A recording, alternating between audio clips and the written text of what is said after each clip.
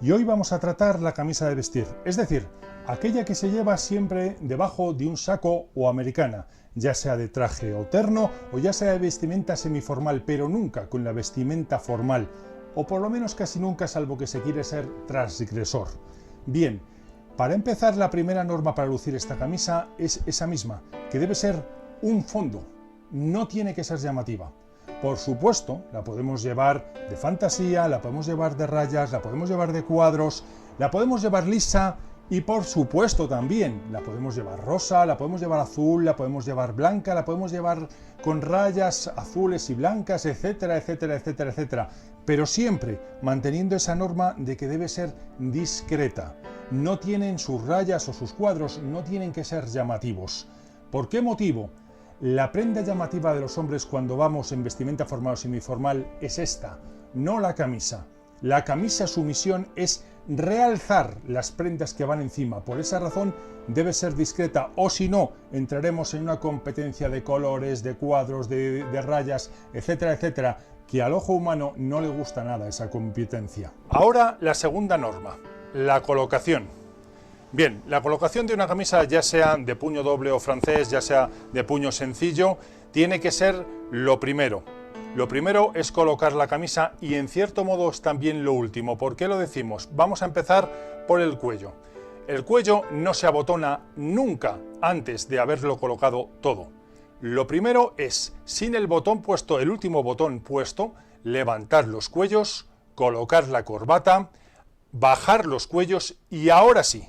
Ahora ya podemos abotonar el último botón. El motivo es que la parte superior del cuello, si se hace con el botón superior echado, puede deformarse mucho y puede agrietarse mucho y eso no queda nada bien. Nosotros no, porque no lo vemos, pero la gente que nos ve de espaldas notaría que a la camisa le ha pasado algo.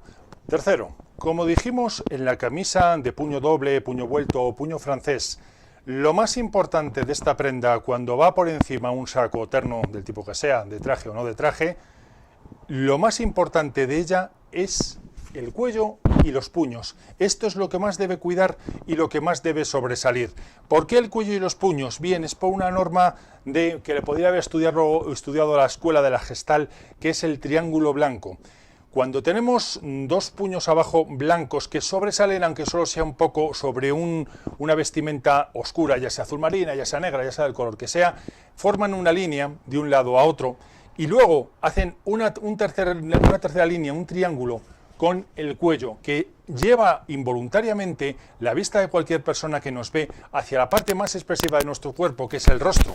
Por esa razón es muy conveniente de que estos sobresalgan un poco, como por ejemplo en los colores, en cómo combinar los colores. El cuerpo humano y sobre todo el cerebro humano busca patrones, busca correlaciones.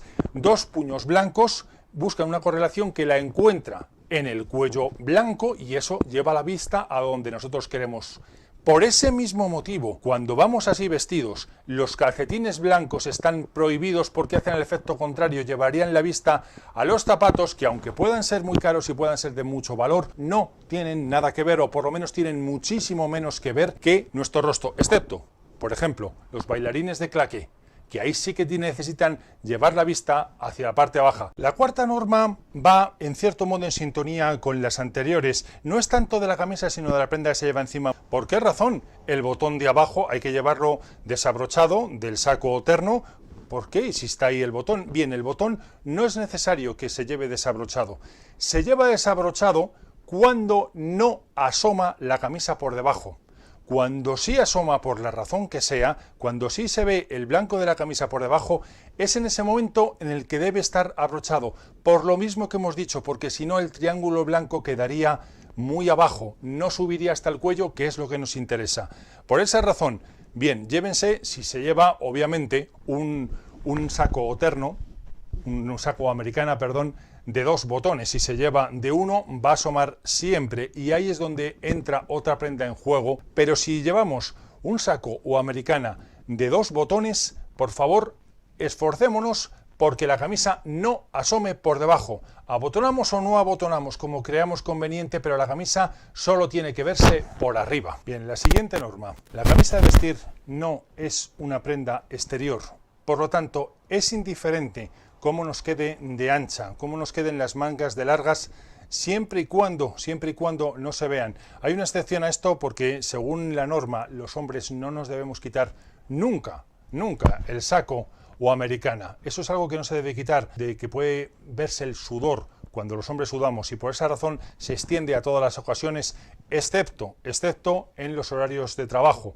En los sitios de trabajo la mayoría de los hombres sí suelen quitársela y está, si no permitido, por la norma sí está tolerado. Pero, como decimos, la camisa no se tiene que ver nunca su anchura, no se tiene que ver la espalda, no se tiene que ver. Por ese motivo la camisa no tiene que ser algo apretado, algo ajustado. Hay gente que le gusta llevar camisas entalladas, lo que ahora se llamaría el slim fit. Es válido, pero no tiene que ser una preocupación, porque como decimos, no se tendría que ver salvo en ambientes laborales. Eso no quiere decir que nos quede una camisa enorme, y mucho menos de las mangas. Las mangas hay que cuidarlas mucho. Y ahora viene la gran pregunta: ¿cómo de largas deben ser las mangas? ¿Cuánto deben sobresalir las mangas? Bien, en principio esa, como vamos a ver ahora, es una pregunta más bien para el saco terno que para la propia camisa, porque la camisa tiene que pararse en una parte determinada de la mano. En el hueso, cuando toca el hueso, el metacarpiano, si no estoy mal informado, ahí debe parar la camisa. La camisa no debe pasar de ahí y tampoco quedarse por detrás. Ese es el punto justo que tiene que cubrir la camisa. Y por lo tanto, el saco terno tiene que adaptarse a este largo. ¿Cuál es el largo correcto? ¿Es así? ¿Es así? ¿Es un intermedio?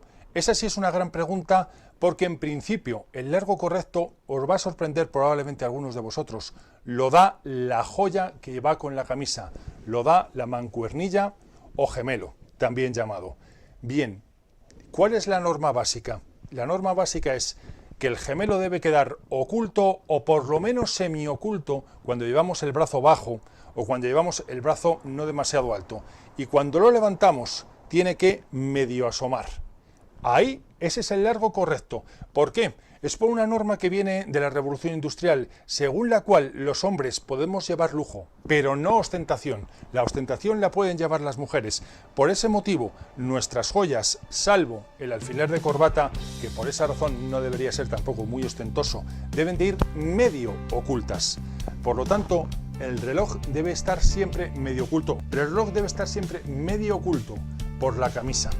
Y a su vez, el saco terno tiene que medio esconder los gemelos. Por lo tanto, un largo inferior sería incorrecto, y un largo superior que, aun estando de pie con el brazo en posición de ver la hora, por ejemplo, no permitiera ver el gemelo, también llamado mancuernilla, también sería un largo excesivo.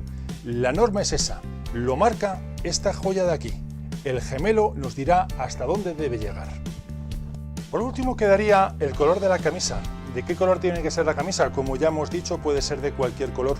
Lo importante es que haga contraste.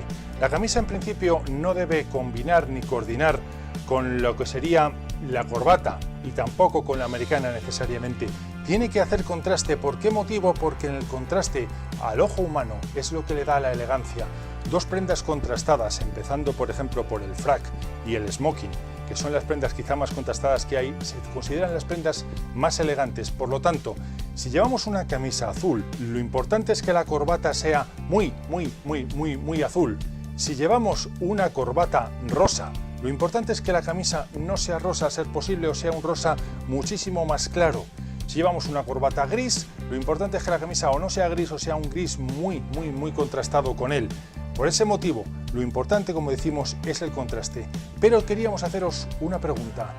¿Y vosotros qué opináis?